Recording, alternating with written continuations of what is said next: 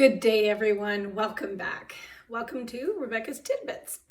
What is a tidbit? Tidbit is a little bit of information that you tuck away in your pocket for a later date or put it in your toolbox for when you need it. So last week's tidbit was greeting in the morning, welcoming children in the morning, having your space set up for children. Our first tidbit was all about getting to know the children and bonding with them. By the way, if you have any comments, if you have any questions about the last two tidbits, you can put them in the comment section below. If you have any ideas of what you'd like me to discuss for any next tidbits, you can do so, and I will address them.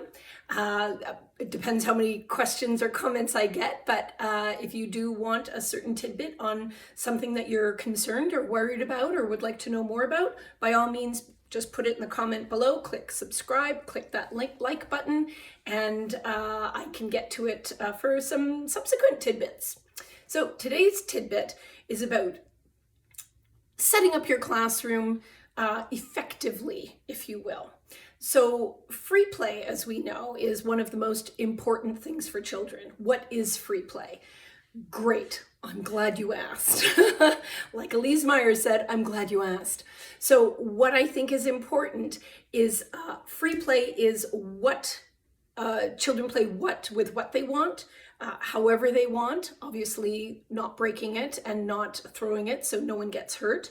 But they play with it however they want, where they want, for how long they want. That is free play. It's choice. I get to choose what I want and how I want to play with it. So I might want to play alone.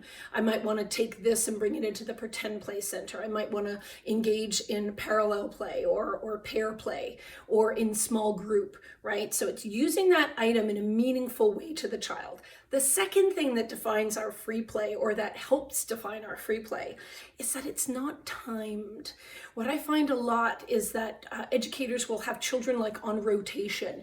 15 minutes free play and then we tidy up and it's circle. 15 minutes of circle, then we tidy up and it's snack time. 15 minutes of snack time, then we tidy up, right? So there's this kind of adherence to a schedule. And that's going to be next week's tidbit is about schedule, how to adjust our schedule. But what we want to really look at is allowing children to engage fully. So long, uninterrupted blocks of play. This is what we want children to have. Long, uninterrupted blocks of play. So 15 minutes really isn't enough. By the time they get everything out, set everything up, and start those imagination wheels running or turning, and they start to get into the play, you're asking them to clean up already. So it's not enough time. A good time, 45 minutes, an hour, even an hour and 15.